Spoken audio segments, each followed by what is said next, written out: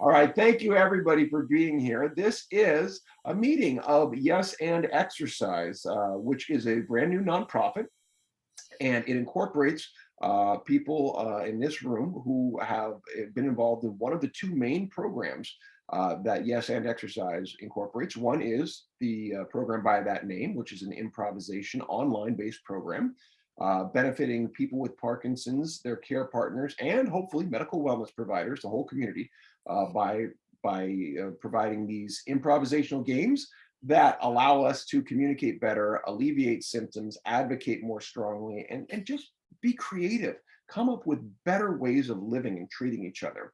And the other is the Day One PD Superheroes program. That is a more narrative-based program that helps specifically people with Parkinson's deal with the narrative of what it means to have Parkinson's in their lives, and using the hero's journey, Joseph Campbell's structure, to really label stage by stage what's going on at a particular time, and recognizing that path can be traveled as many times as is needed, sometimes as quickly as a day, to understand the cyclical nature and what's going on with one's approach to Parkinson's, recognizing that there's a gap in the treatment, right? Not just specifically for people with Parkinson's, that you get the information and then how do you feel about that? That's much harder to unpack, and there is not currently a system that allows you to not only have the information, but how you feel about it, and therefore how you will approach it. There are well-known tent posts and leaders out there that can offer pharmaceuticals and surgeries and exercise programs, all of which are wonderful. But how do you get the confidence, the motivation, the belief that that is for you to live your best? Those are all things we address within Day One. And interestingly, in this round of it, we have a new round going right now. We do have our first care partner involved in the community as well. So that is going to be opening in that direction too, not an original intention. Thank you again, all of you, for being here. Yes and Exercise is a nonprofit, and we are now trying to expand this program outward. So I open up with this question, or perhaps just for all of you to kind of step in, what were your initial thoughts about joining either Yes and Exercise or Day One? And then how did you either grow those feelings or overcome feelings that you had? And where are you today? So anybody that would like to kind of jump in, that's open to you. I've got a couple thoughts. Sure, go ahead, Tom. I was very apprehensive in the beginning. John Hurley told me about this, and I'm a kind of a introvert, not someone who would get up on stage and do Shakespeare or whatever. And I knew this was going to be a lot less than that, but still I thought it would be pushing my envelope. So I was definitely apprehensive. But it took about one or two times to convince me that it was nothing to be afraid of. And then you were offering a sort of a 6-week program, and I got involved in that. So instead of just joining occasionally on Tuesday, I started to participate weekly. And it got even better there. And I started to see the value in, I was doing things with improv that I was not doing anywhere else. So it was adding to the arsenal of trying to fight PD with as much as I could. It was more, it was definitely more on the cognitive column than motor, and and so it was very helpful.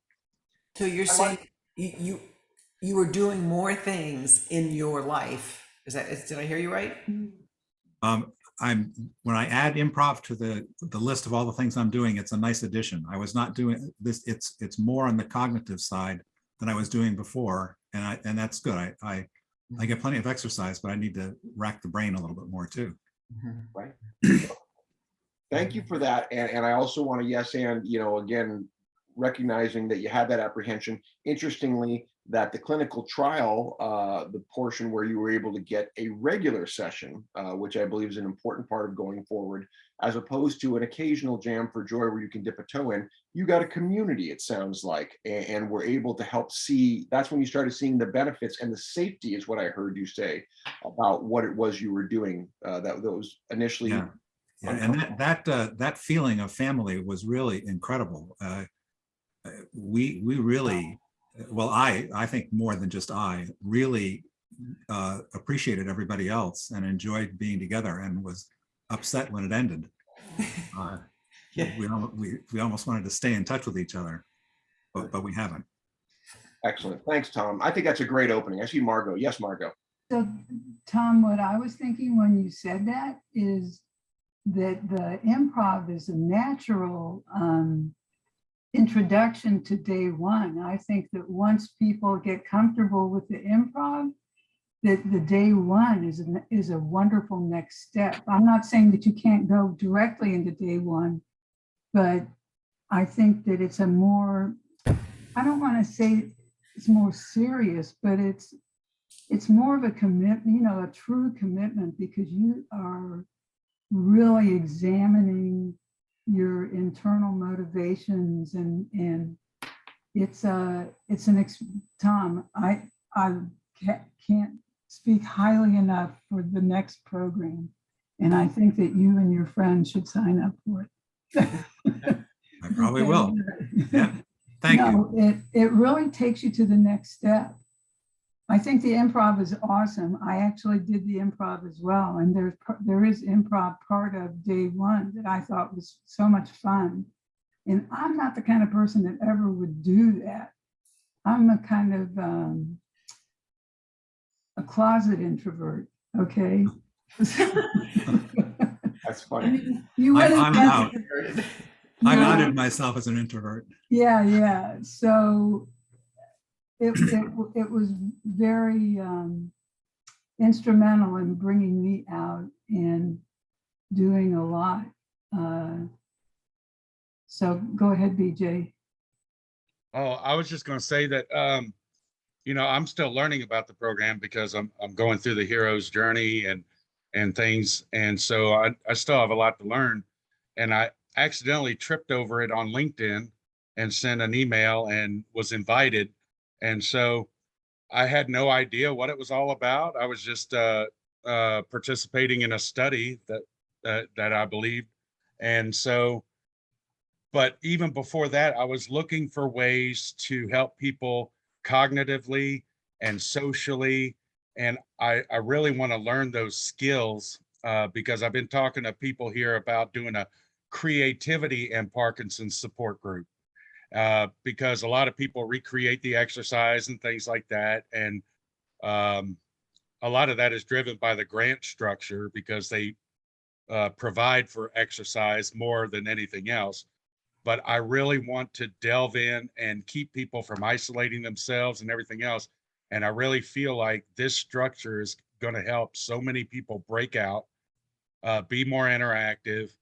And I believe being social is 80% of the treatment, and being involved with other people. Medicine and doctors and all that is great, but you have to interact. Yeah.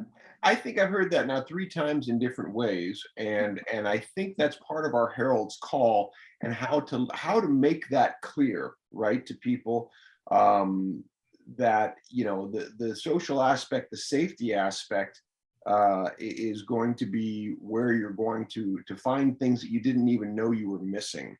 And it is hard. I mean, anything that deals with mental health, cognitive, it's just so much harder to perceive, because our bodies naturally tell us wherever we are is normal.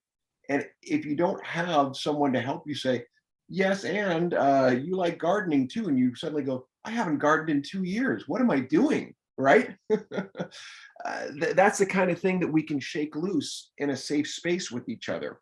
It takes vulnerability, and that's difficult if you're already not feeling well and feeling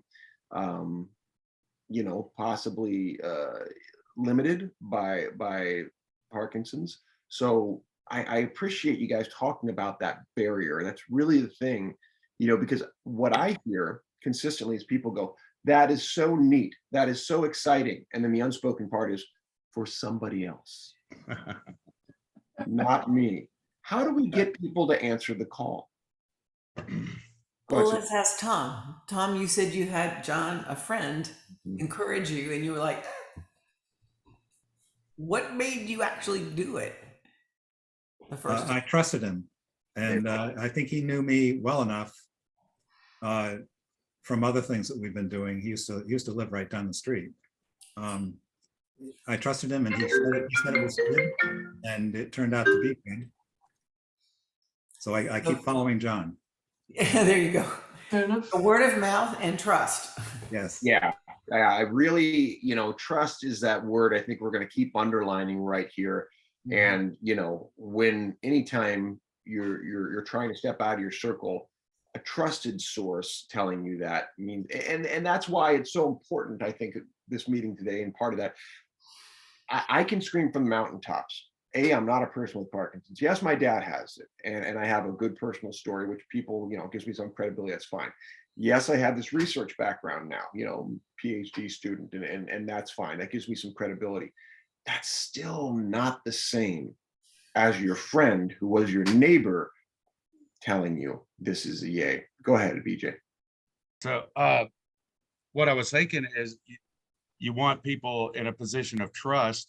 And so I'm going to see if I can access the Parkinson's Foundation support group database. And then you can send something to the support group leaders and invite them to a session so they can evaluate, and then they'll bring it back to their group. Okay, right. So let me just add on that, and I see Margot, support groups might be a sidelight. I've had very iffy relationships with support group leaders and some other nonprofits because of the siloing. People want to protect their people, and they want to protect their business, meaning those people that donate to them. And I can be seen as a threat. Just laying that out on the table for that reason. Very interesting. Yeah. Even if what I'm offering has this great underpinning, I could be seen as these are my people. Yeah. And who are you? And like you say that. So I want to put that out there as part of the that's why I think the one-on-ones are going to be our best bet. The broads, I mean, I'll try, but I have a lesser feeling. Margot, go ahead. Well, I have a different broad group that I'm thinking about that I don't know. Just the neurologists and the neurology offices. Yeah. If we could come up with some kind of presentation that a patient, that is well known in the office, not someone new, but someone who's done the day one or done the improv, can then get in to see someone in the office, and then find a way that you could publicize to the patients if they'd let you, and I don't see why not, that you're going to have a meet and greet or something where you're going to talk about this new kind of approach to handling or dealing with, or however you've got the words, Robert, like come up with some kind of a dog and pony show to go out on the road to different. I think you're exactly. It's going to take sweat equity. It's going to take time and sweat equity. And there's a couple barriers to entry when it comes to doctors' offices. I'm getting there as a PhD student. When I am PhD, and part of that will be publishing the results of a couple of these studies, right, for people to see. And I'm actively working on that. Those will add to the credibility of the doctors maybe being able to say, yay. Even with that, and that's interesting, I was just talking with my lab group about this, I'm very much on the fringe with this stuff because it's innovative. And there are many in the scientific world who like the words and the idea of interdisciplinary and working together. And yet when they're actually rubber meets the road and implementing pathways, will shut down extraordinarily fast and say, nope, it's this pharmaceutical that I know has been tested. It's this surgery that I know has been tested. That sounds really nice. And the hand flies away. There's not the actual support of either the flyer or the monies or whatever, because we're back to that word trust. My position is that I think enough people, lead the way, it'll become they can't stop the flood. But that's just going to be more people who've gone through raising their voice. And go ahead, Margie, you have something else. No, I hear what you're saying, absolutely, and I get it. I mean, these guys are stuck. They're just stuck, and they don't even know it. I happen to, I don't know if Susan agrees with me, but I happen to go to like one of these cutting edge types, and I think he might go for it. But I've been to other neurologists for other things, and I can see where they would be reticent to do something like that. But if the right patients start nudging them, like you said, it's sweat equity. None of this is going to be easy. It's not like a slam dunk. It's not, you don't have data that says you're going to cure their Parkinson's because they do an improv class. Right. Yeah, it's making the case on several levels. You're right. And, you know, and maybe that's a good thing to talk about, because I mean, where I'm at today, it's been a moving target. You know, I'm being forced right now in a good way to really say, what do I think today, April 13th, 2022, this actually does? What's the actual effect, right? And confidence is one that comes back a lot. Gosh, the other one just floated away like a butterfly on me. But welcome to our world. Yeah, exactly. Self-efficacy, self-esteem. Those have been words I've used for a while, but there was something more recent. And again, self-efficacy and self-esteem, self-determination, self-actualization are all wonderful terms. And they're so big and broad, they get lost. Confidence was really, that was like, boom, that was a stronger I get word. And there's another one, I'll see if I can come up with it later. But, you know, these are the things that we point at quickly to say, here's what you get, here's what it delivers. And, you know, with confidence comes what? Autonomy and you know, engagement. Because those are the things that doctors, I think, recognize they can't give their patients. How do they give them confidence? They can point to things, but what's going to give them the confidence to engage in that? So, And this disease, it keeps changing on us. Right. Right. And so we keep having to up our game or pull on some other kind of confidence that we don't usually have to think about or deal with or whatever. And so that kind of broadness in life outside of, you know, the improv game is a huge part of it for me. I don't know, Matt, Ali, I saw Allie and I saw Rose. Yeah. The very first thing I learned, very first jam I came to, so the very first nugget of truth I got from you was the lone nut first follower thing. And I realized I've been a lone nut for quite a while, trying to get my first follower. It's if you were trying to sell like Pyramid sell something like Tupperware or something, I'd be fired because I hadn't sold any bowls, you know.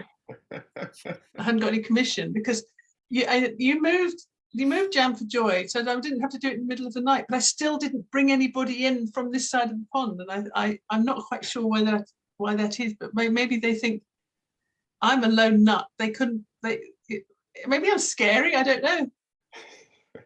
Yes, and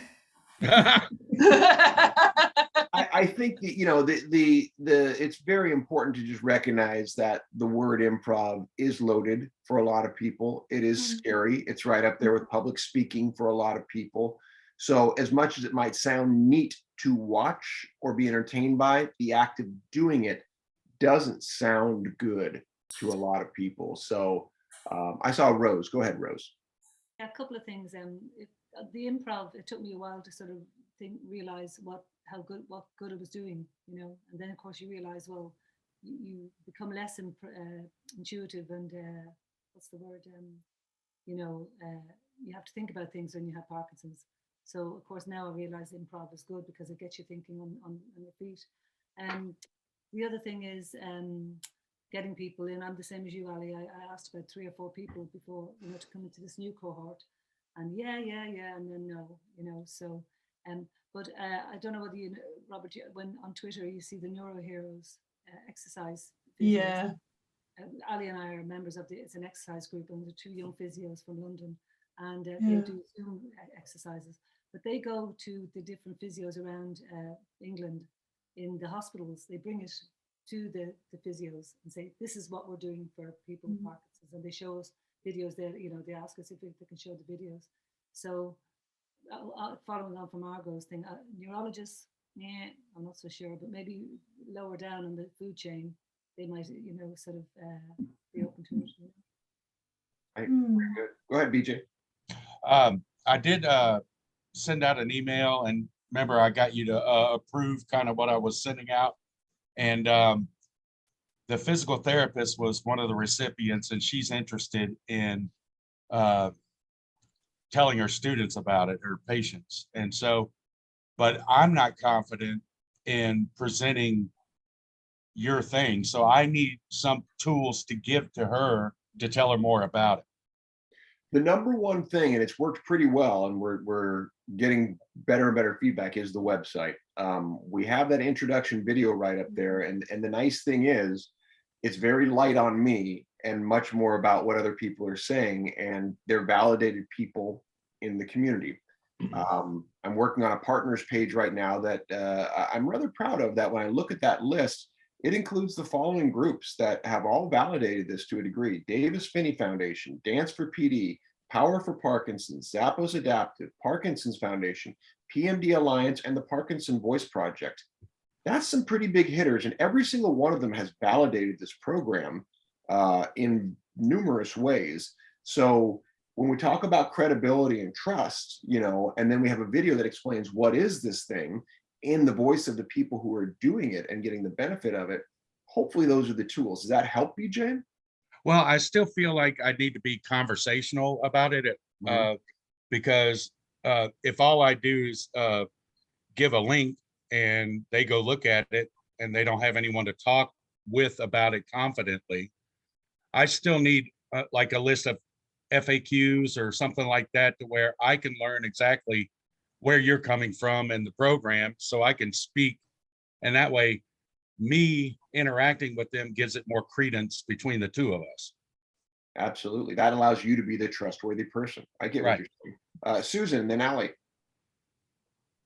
I wonder what would happen in those moments, BJ, with all of us, with our doctors, anybody we're trying to recruit, and they throw up some resistance.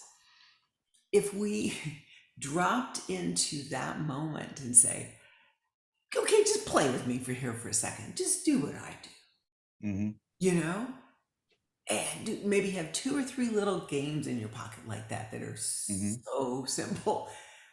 Proves to them right on the spot how fun it is, how easy it is, how friendly it is.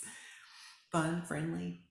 That's right. Yeah. Those are great F words, and really mirroring is the foundation, and what's in the box and what's not wrong with your life are probably the next two simplest and kind of quickest effect games to get the idea, because they're extraordinarily non-performative.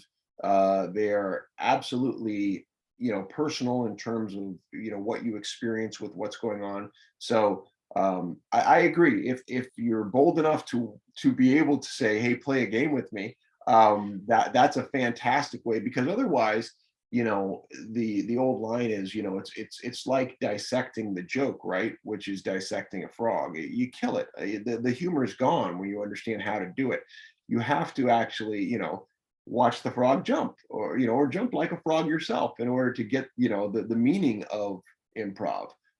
So play is the foundation. It really is. Yeah. So that's a great suggestion, Susan. Allie, you had something?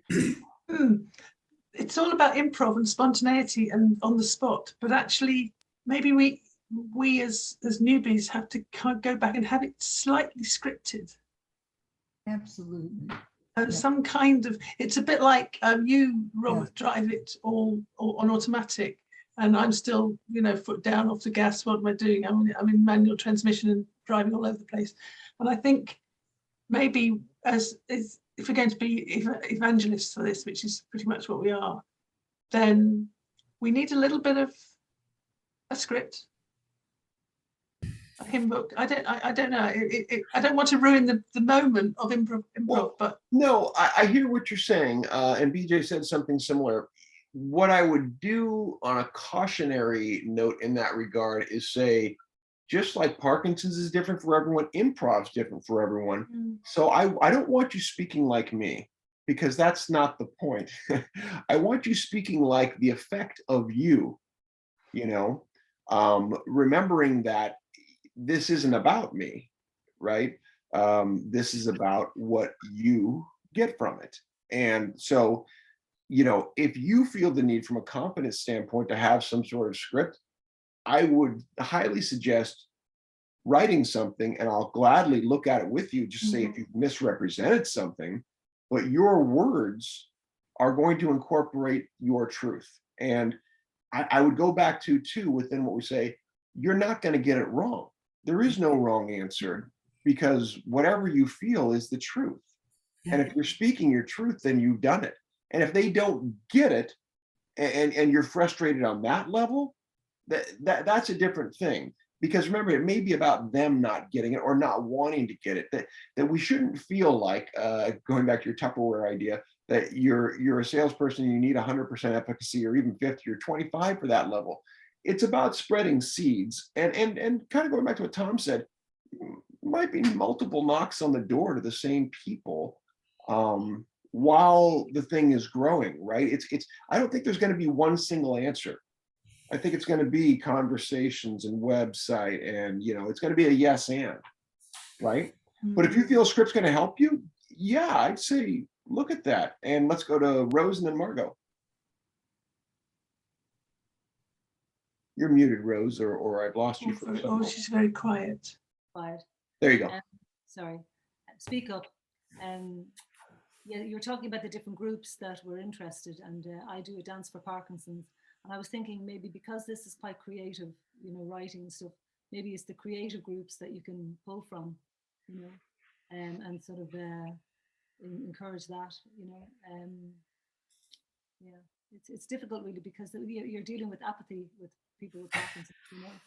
Good. And, it's a big part of it, isn't it? You know. Important word. Apathy is an actual part of the diagnosis for people with Parkinson's, right? So yeah, that really is a big thing to know, why is this for me, and why should I care, right? And I love the note that you say about Dance for PD. I am presenting. They're doing a 24-hour festival. I don't know if many of you have heard about that, at the end of the month. And David, who spoke at our day one 2 weeks ago, invited me to give a presentation. So I'm going to have a more direct line to some of his crowd at that time. And by the way, all of you who would like to come to that presentation, because there may be opportunities for breakout rooms and teaching people, you know, I'd love to have you there. I'll give you details on that. Again, I think it's 29th. It's a Friday morning, US Pacific time. And also Samantha Ellenderry, who runs Parkinson Voice Project, who gave me the roadmap for this nonprofit for setting it up based on what she does in the pay it forward model. She said, you know, you and David, you know, should be peas in a pod. She said, you should be on his website, for similar to what you're saying. So I appreciate hearing that from you. And I think, you know, that has good root to it. He's a lovely man. He just, yeah. And having an artistic thing that is slightly different than being validated by, say, I love Power for Parkinson's, had this great interview with them. That's an exercise thing. That might be a harder grab for artistic, right? Now we have dance, which is more artistic, might be easier to grab those people over to improv. So, you know, going to where the easier converts are, good idea. Very good thinking, Rose. Appreciate it. Good. On BJ, Go ahead, Susan, and then Allie, and then Margo. Sorry, BJ's thing, it sounds like, is to approach those groups, the creative groups, more so than Right. the general public's. Yeah, I'll talk to everybody. That sounds like you, BJ. That's right. Oh, I have to be there. Allie, and then Margo. My experience, my sort of online experience is one load of Venn diagrams with people in different groups and overlapping and things.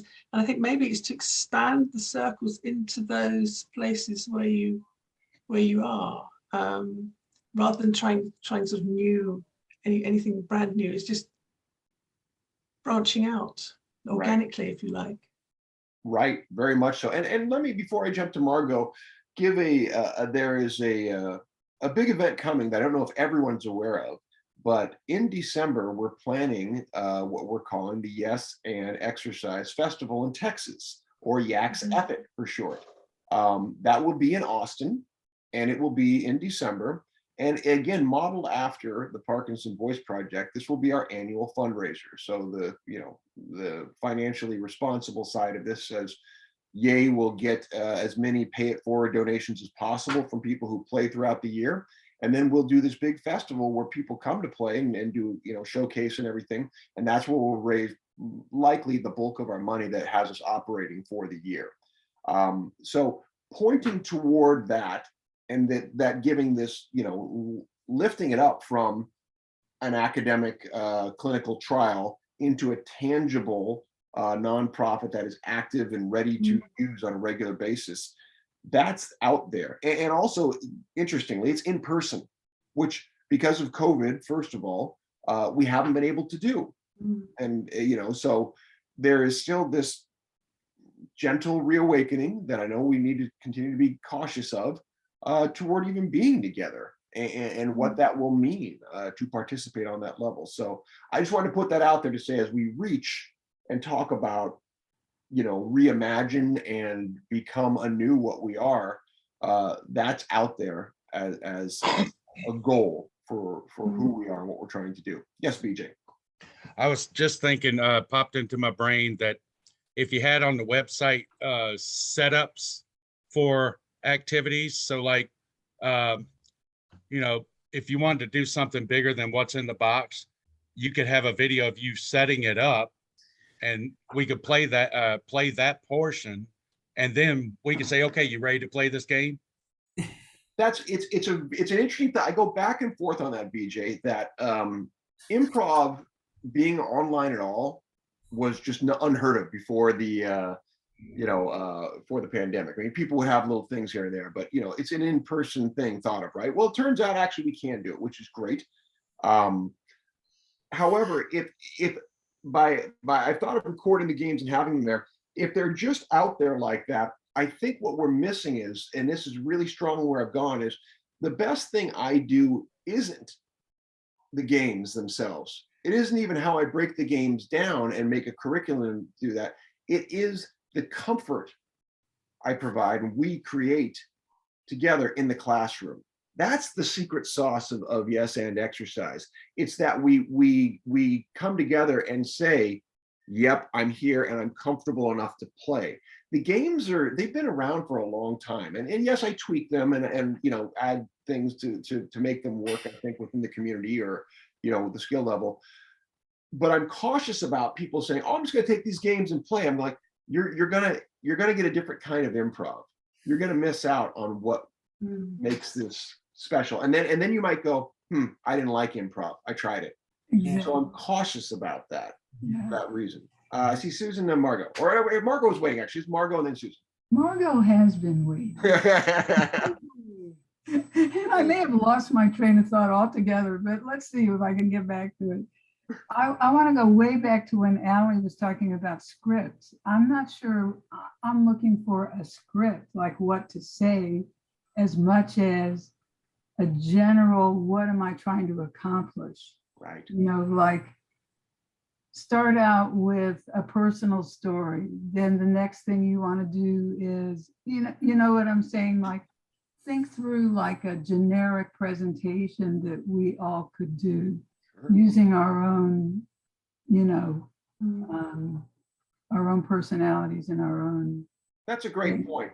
Because I mean, at the high level, it's yes, here's this thing, here's my story, and here's how you can get involved. I mean, there's right, like and then the other thing is when you named off all those organizations, I was thinking that we should probably be going at this from a lot of different perspectives. And why not with all those organizations, as much as who knows who you'll catch this way, but what if every quarter you had some kind of something that you put out to their membership, since those guys are with us, just spread it out there and see who picks it up, you know, and because you might get a few people just like that, without needing a trusted anybody. They just see it.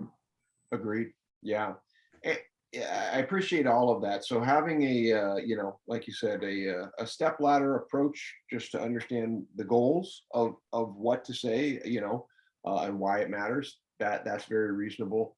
And then, you know, reaching out, kind of similar to what Ali was saying, to the knowns, and, you know, continuing to show them value, and really recognizing that this is all still very early regardless. So people have heard about it, but they're, I think, reasonably are gonna have a skeptical approach, like, is this actually going to manifest and become? I haven't done a huge announcement about this even being a 501c3. I mean, that's a big step forward to say, oh, it's tangible. And, you know, when I graduate and when I publish, it's like, those are tangible things that, again, not just doctors, but allow a lot of people to go, okay, you are a subject matter expert that we can click boxes on. So those things are coming. You might, when you reach out in a general way, just use the hook of get in on the ground floor. This is something that you can help create. I don't know, some people might really respond to that. Others may run away screaming. I don't know. Yes, and right. The autonomy is a big part of, I think, the appeal of the class, and something I try to put forward, to say, this isn't about, hey, look at me or listen to me. This is about, what do you need from this? Whatever you bring to this is right. If it's your happiest day, if it's your saddest day, if it's your most Parkinson-like day or your most Parkinson-heavy day, it all fits, you know? Right. So that's, I want to continue to empower the individual, because there's just not enough that's there to do that. Susan, yes. I wanted to bookend what you said, Robert. You talked about the way you teach and what you bring to the games. So when you go to train future trainers, you're going to be teaching them the yaks factor, right? The Robert factor. That's the other thing you do, the bookend part, is going over what we learned. Why did we do that? Why did we play that song? What did we learn from that game? That's been as important for me to put this in perspective as an way of understanding what we're doing as anything. Yeah, things don't just happen. The way you feel about those things matters, because, you know, I'm constantly instructed by you all. I hope I've made that clear, that I have an idea of what I think is going to happen, and very often I'm shuffling games or things based. You guys give me new ideas for games. I go, oh, you don't understand that? Great. Well, here's how we do that, and put out something new. You guys make the class, you know, based on how you feel, what you thought, what you liked or didn't like. And sometimes what you don't like is what I'm going to give you more of, as you know, because I'm like, yeah, I'm going to challenge you. And I think some people miss that. They think, oh, it's all just kind of daisies and roses. No, sometimes this is hard exercise. You know, And it's not hard for the reasons that they think. Everybody is saying, I don't, that's not me. I don't do improv. Right. But it's a challenge neurologically, which is, again, harder to define. And Rose, I saw your hand. Yeah, no, this might be quite obvious, but on Twitter, I think is a great sort of information site. You know, especially you know, you comment on one person and then they introduce you to another sort of group or another sort of sport or you know, creative outlet. Now that you're on Twitter, I think maybe, you know, when you have something solid to produce, just send out a link. You'll get lots of people on that. I think I've found a lot of groups on it. I do have a Twitter account. I do have a Facebook page, both for Yes and Exercise now. Those are formally built. I even have a TikTok. I'm really not understanding much about TikTok, but my wife loves it and swears I have to be there. So yes, I think that's very important, because you're right, people are there, and to keep letting them know, especially since this is an online program, you don't have to go looking in your own community. You look at the next URL. It's right where you are. So that's very, very good, very important. Daily dose. What's that, Susan? Daily dose of dopamine. So Susan's whispering and she Yeah, can right, 'cause you can hear her. voice full. Susan, what is the daily dose of dopamine? For 5 minutes every day, Robert and I, and sometimes some other people, just chat about Riff. things that are roughly related to dopamine. That's We'd it. unscripted, we never know where we're going, never know what time. And you can find us on YouTube and on Robert's website. That's right. And that is, when we talked about spreading the word about this, my easiest find for Susan and I with our schedules, because she is our director of the festival in Texas, and it scares her, and she said yes anyway, and now has more challenges than ever to doing that, and yet she's still saying yes to it, which I so appreciate. Just letting people know, being a constant presence through exemplifying improv in a conversation. And there's a great article that I recently found in Psychology Today that talks about that. The dopamine we can give to each other, the oxytocin levels rising because of how we relate by using improvisational skills in a conversation. Yes, and listening at heightened levels. We create those same things that we otherwise rely on from pharmaceuticals. And so just to recognize that we have that power and potential in us, that's the daily dose of dopamine, and you're all welcome and invited, not just to watch, but to play along. Oh, absolutely. Yeah. Yeah. Have any of you seen any of those little 5-minute episodes? No, I didn't know about that. That Facebook and YouTube, and now you know, and really truly, if you just like to jump on, let's let Robert know and we'll set it up. They're extraordinarily informal. We just find a time and go, and Even if you're in somewhere else. Oh gosh, yes. we've had several airport episodes. One on a boat. Yeah. Background was going like this behind me. Well, I want to be sensitive to time, and I realize we're coming up on about an hour, and that's an awful great commitment from everyone. And I'd love to get if anybody didn't feel like they had anything to say, first of all, if you had a big point, or if you have you're like, this is how I would sum up where we're at, and not to figure anything out. We don't have to solve the world today. This is a conversation using our skills. I do see BJ, who has written, the more cautious you are about sharing in a certain way makes me feel that I'll mess it up sharing, even though you say there isn't a wrong way, sharing my feelings. So let me address that. The cautious about sharing in a certain way was only about those games. That's the only thing I mean about tangibly making it about the games and recording and saying that. That's the only thing that I'm cautious about. You representing any game you want in any way you want, that's 100% awesome. It's just important to me that people not mistake the game for the program, because anybody can do the games, right? Yaks is about the space we create together. So that's I hope that's good. Again, anyone have anything that we haven't addressed or any summative thoughts they wish to bring forward? You've all been extraordinarily generous and thoughtful, and I can't thank you enough for your time. Hey, Robert, this is Diane. Hey. Putting on my communications consultant hat, you're talking about social media and your wife saying you have to be on TikTok. My advice to a client would be figure out where the people you want to reach are hanging out and start with one platform and then grow it. Good, thank you. Yeah, it's interesting. The thing about Parkinson's, of course, is that it isn't one flavor, right? That there are, someone who's not here today who I was hoping would be is Heather Kennedy.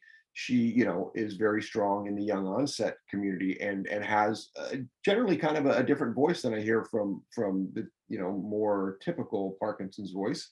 And it's a very underutilized and underrepresented voice as well. And so, yeah, that doesn't change the wisdom of your advice, Diane, to pick one. I trying to be all things to all people will be the quickest way for me to unravel. So I appreciate what you're saying. Good. Anybody else? Any summit? I see Susan. Going back to what Margot said a long time ago, I kind of like the idea of doctors' offices, and then maybe it was Rose saying groups.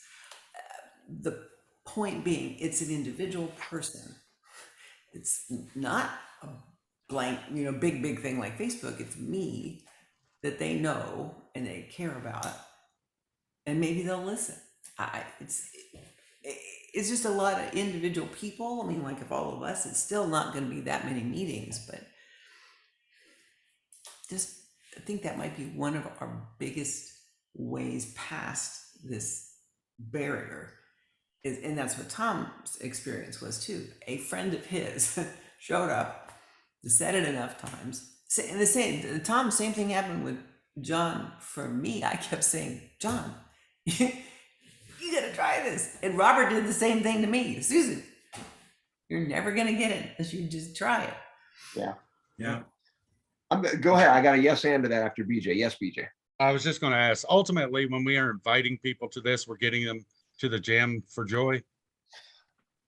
See, you brought up a great point. That is something that needs to constructively change. There's been a sticky in between right there, because that's me walking two worlds between comedy sports, which is a different business. It's, commercial improv, and yes and exercise. And now that I have a formal thing, I need to make that its own thing so that it is more brand specific.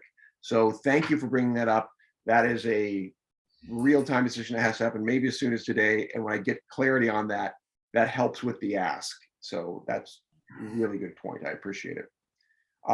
If you'll allow me the grace of tying a bow in this for a moment, and then offering you one more tasty bedtime mint, one thin wafer before we go, let me offer the thanks and wish that everybody please send your comments to us, what you heard today, what you liked, what you didn't like, how you think this might work for yourself or others. So appreciate you tuning in. Thank you so much. Okay, thank you. Thanks.